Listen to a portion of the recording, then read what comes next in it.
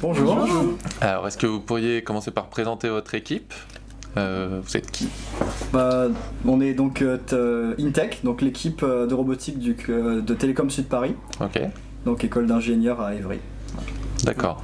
Donc il y a 8 premières années qu'on travaillait sur les robots, Ok, avec des formations proposées par les secondes années pour nous aider à concevoir ces robots. d'accord. Donc il y a un échange entre les secondes années et les premières années. C'est ça, transfert de connaissances. Ouais. Secondes années qui ont participé l'année dernière à la coupe. Donc, ça. en fait, les robots là, ils sont faits que par des premières années, En au final, grande majorité. avec aidés Et on par des encadré secondes. par les deuxième années qui nous font des formations D'accord, au début de l'année. sympa. Du coup, vous êtes 8. Il y a eu combien de deuxième année qui vous ont filé des coups de main sur... Et on a 4-5 environ. ouais, Ouais. à peu près. Ok. Ça fait combien de temps que votre équipe participe à la coupe ? C'est depuis 1995. 94. 94. D'accord. Donc ça Et fait on a vraiment- gagné en 95. Ok. Ça fait longtemps. Ah oui, l'équipe a gagné la deuxième année. Oui. Pas mal, joli score. Du coup, quelles actions font vos deux robots ? On va commencer par le gros, par exemple. Alors le gros robot, il commence par faire de la reconnaissance de couleurs. Ça, c'est une petite caméra qui est ici. Ok, Donc avec ça, il va pouvoir récupérer les patterns. d'accord. Ensuite, avec ses bras, il va pouvoir ramasser les tas de cubes dans l'ordre pour Mhm, pouvoir faire des tours de 4 cubes à chaque fois. d'accord. Ensuite, on a un robot secondaire qui permet d'ouvrir le locker et récupérer les balles pour éviter qu'elles nous handicapent. Ok, Et on a un petit bras qui permet de pousser l'abeille. Voilà. d'accord. Donc le gros robot, là, il prend les cubes un par un. Dans l'ordre du pattern, ouais. D'accord, Et il active l'interrupteur aussi. Il y a un petit bras. ok. Mais du coup, au niveau positionnement, vous devez être genre super nickel pour pouvoir... On peut tolérer une choper les erreur cubes. parce qu'on a un système, on a des petits capteurs infrarouges ici qui D'accord, permettent de savoir si on a récupéré un cube. Et si ce n'est pas le cas, on va se décaler un peu, on va réessayer. ok, Comme vous ça, on pouvez va faire recentrer plusieurs la tests. position. Recentrer la position. Ouais. D'accord, Et sachant que bien sûr on a un système d'odométrie avec des roues codeuses, donc ici, ok, on est bien là, effectivement. qui nous permet de... Sachant qu'on ne se recale pas de tout le match, ce qui nous a parfois posé des problèmes, mais, Ouais, des fois c'est prudent de se mais on recaler. est plutôt quand même content, il est relativement précis, donc Ok, et alors ça pour l'odométrie, parce que je sais que c'est la partie très compliquée des robots. Réussir à se déplacer droit, ça a l'air simple, mais ça ne l'est pas du tout. non. Ça c'est une partie sur laquelle je suppose que vous avez reçu pas mal d'aide de vos deuxième années. Alors en fait c'est surtout donc ce qu'on appelle l'asservissement, donc était déjà programmé. Ouais, Par contre il fallait le régler et tout parce qu'il y avait le robot n'avait plus du tout la même forme, plus le même poids, donc c'était plus valable. Et en fait en allant à tâtons, on a compris qu'est-ce qu'il fallait régler, qui faisait quoi. Et bien sûr nos anciens nous ont aidés à comprendre comment le code fonctionnait. Et après on s'est approprié le code et maintenant Ok. on pourrait le décrire parfaitement.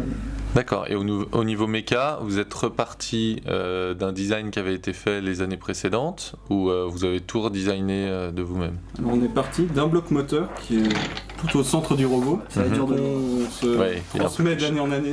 D'accord, Et sinon on a tout refait depuis le début. Ouais. ok. Rien n'a été gardé des années d'avant. Ok. Alors je vois qu'il y a beaucoup de découpe laser bois, un petit peu d'impression 3D. Pourquoi est-ce que vous avez choisi ce matériau-là ? Est-ce qu'il y a une raison particulière ? C'est le moins cher et on peut le récupérer facilement dans les stocks de l'école si inutilisé, et surtout ça se découpe parfaitement comme on veut. On a une découpeuse laser au Fab Lab de Télécom Sud Paris, donc Qu'on a acquis cette année, donc Ouais. on a innové en utilisant cette technologie pour le robot. D'accord. Parce que ouais, il y a pas mal de techniques différentes. Vous avez une base alu, vous avez de l'impression 3D pour des pièces un peu courbes ou un peu compliquées. c'est ça. Tout ce qui est plaque, c'est de la découpe laser sur MDF. Et vous avez une structure là, métallique industrielle, enfin standard. Ouais. Voilà. Ça, c'est des trucs que vos anciens vous ont conseillé de faire, ou c'est vous qui vous êtes dit tiens, on va partir là-dessus parce que c'est plus simple, ça sera plus propre ou... Alors généralement en début ils nous conseillent pas trop, c'est juste quand on donne une idée, ils vont juste dire par exemple c'est pas bon. Genre, par exemple, les pinces, par exemple, c'est pas bon. Pas une bonne idée, les pinces. Mais sinon, au bout d'un moment, s'ils voient vraiment qu'on patauge, oui, bien sûr, ils nous donnent des conseils. Mais après, ils nous laissent essayer. D'accord, ils nous laissent Puis au bout tester. d'un certain temps, on se rend compte que ça marche pas, et puis on t'entend tu. C'est vraiment une philosophie essai, échec, réussite. D'accord. Tout le début de l'année, on commence à faire des prototypes, on teste, on a une idée, on va tester, on prend 2 bouts de bois, on voit si le concept marche, et si ça marche, on l'intègre dans le robot. D'accord, à la fin vous assemblez quoi. Ouais.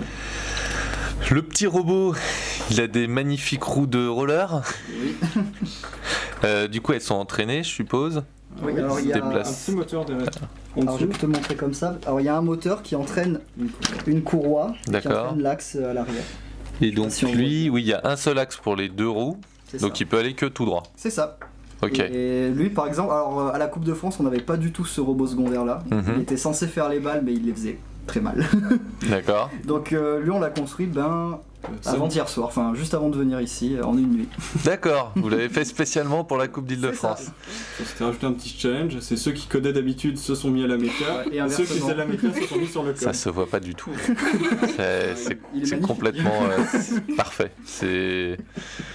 Vous avez eu le temps de faire de l'impression 3D quand même. Alors, on a repris Il y a quelques on a pièces. repris la base qui marchait à peu près, Mais D'accord. ça, On a refait le reste. ils ont été imprimés en 3D. sans les rajouter. Ça Ouais, venait on de l'ancien robot aussi, mais sinon le reste a été découpé.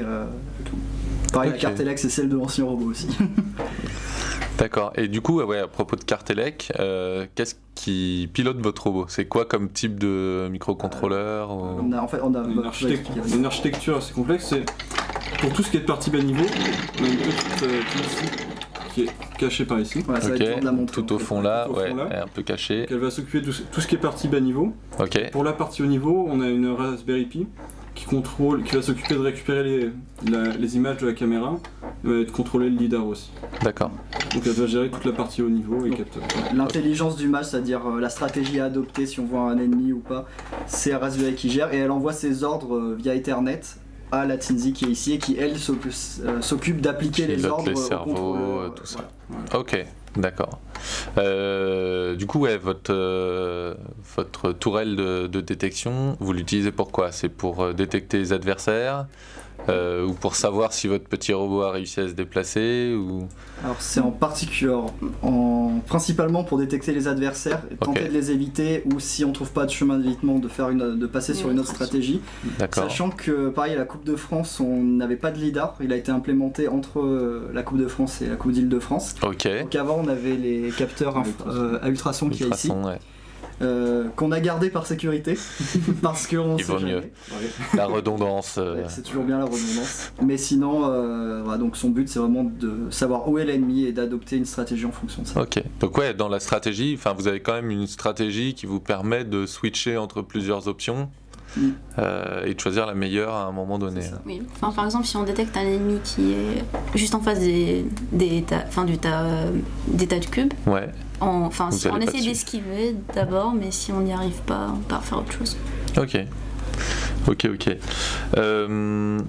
Comment vous êtes organisé au niveau de la construction? Est-ce qu'il y avait des gens qui faisaient que de l'élec, des gens qui faisaient que de la méca, ou est-ce que vous êtes partagé complètement le travail Alors grossièrement, on avait 4 pôles qui travaillaient sur le robot. Donc un pôle méca, Mhm. au-dessus un pôle élec, et après bas niveau et haut niveau. D'accord. Après, pour tout ce qui est stratégie, on en discutait tous ensemble autour d'un tableau et tout ça.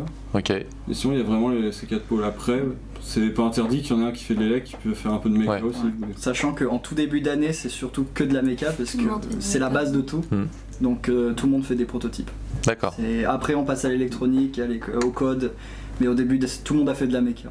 Ouais, une fois que vos prototypes sont fixés et que vous avez bien fait un gros brainstorming sur comment on fait le robot, quand vous passez aux réalisations concrètes, vous êtes... La méca, on l'a fixée depuis un certain temps, et puis on n'a pas eu besoin de la retoucher après. D'accord. Quasiment pas. Juste Ça a été fixé à peu près quand dans l'année? décembre, je pense. Décembre. Décembre, on avait terminé. Donc en décembre, vous aviez une méca qui était Tous les bonne prototypes et étaient fonctionnels et après c'était juste tout mettre il ensemble. fallait tout assembler. Ok. Puis finir le code. Il y a eu pas mal de changements de règlement cette année par rapport à l'année précédente. Est-ce qu'il y a des trucs qui vous ont paru vraiment intéressants, d'autres trucs qui étaient moins pratiques ou moins sympas? La détection de couleurs, c'était vraiment intéressant et pas facile. Ouais. Surtout qu'il y avait 2 stratégies, c'était soit aller le lire directement en passant à côté, mais on pensait qu'il allait avoir embouteillage, donc on a vraiment cherché à essayer de le lire de notre point de départ, et c'est pas facile. Ouais. Mais sinon, ce système de points bonus en fonction de comment doit être la construction avec les couleurs, c'était vraiment intéressant. Ah oui, et aussi le fait qu'il n'y ait pas trop d'obstacles sur la table. Ouais. C'est, enfin, pour les déplacements des robots, c'est... Oui, ça évite les encombrements, quoi. Ouais. Et aussi, il y avait énormément d'actions à faire, c'est-à-dire que même si on fait pas tout, on peut faire énormément de points, et si on fait pas tout mais très bien, on arrive vraiment à faire beaucoup de points. Par exemple, rien que le panneau domotique abeille, ça rapporte beaucoup de points. Et après, c'est vrai que pour les grosses équipes, ça va se jouer sur des petites actions après en plus. Et je trouve que c'est intéressant comme ça. Et vous faisiez de l'estimation de points avec votre robot ou pas? Oui. Ah oui. Ouais, à la volée, parce que comme vous pouviez changer de stratégie, il était capable de dire... Lui le fait à la volée. Lui était censé le faire, mais on a eu un problème d'affichage derrière. Match, on a le câble qui a pété. On a un câble qui s'est enlevé. Le problème, c'est qu'on avait pas trop envie de le ressouder, surtout qu'il était hyper fiable, donc finalement ça marche bien aussi. Ça marche. Mais sinon, lui, il sait, comme en fait il y a les capteurs infrarouges dessous là, il arrive à détecter quand il a pris un cube et il le valide. Et pareil, une fois qu'il a déposé la tour, il sait qu'il a fait le pattern, donc il la garde. Puis il a affiché ça sur l'écran de la Raspberry au-dessus. Ok, sur l'alignement des cubes, vous n'avez pas eu de problème? Parce qu'il y a des tours qui arrivaient à se construire dans les robots et puis dès que le robot se barrait, la tour s'écroulait. En fait, on récupère le cube, on remonte ici, puis le cube il tombe droit, donc elle est directement assez bien placée. D'accord. Voilà. La seule fois où on a eu un problème, ça a été le premier match à la Coupe de France où on sait pas trop pourquoi la tour s'est construite de travers, mais c'est jamais arrivé avant ou après. Donc. D'accord. Mais du coup, on a quand même rajouté un mouvement. Enfin, c'était genre on ouvrait les portes, enfin, on faisait un petit tilt, puis on faisait un aller-retour pour voir les allumer. Oui, au final, on l'a enlevé. Il n'y a pas de problème. Ouais, il y a des... L'idée d'adapter comme ça sur le terrain pour que ça marche mieux. Et que sur le terrain qu'on peut voir vraiment ce qui va marcher ou pas. Alors, est-ce qu'il y a des actionneurs dont vous êtes particulièrement fiers, des trucs qui ont franchement réussi par rapport à ce que... Tout ce qui est bras et pompe en soi. C'est notre système de récupération de cubes. Qui en soit hyper simple, même s'il nécessite d'être très précis, comme on les prend très loin, une simple erreur d'angle après ça se répercute grandement loin. Mais franchement c'est hyper simple. Et s'il arrive à faire des tours de 4 relativement rapidement, donc on est très content. Ok, et super. Merci beaucoup. De rien.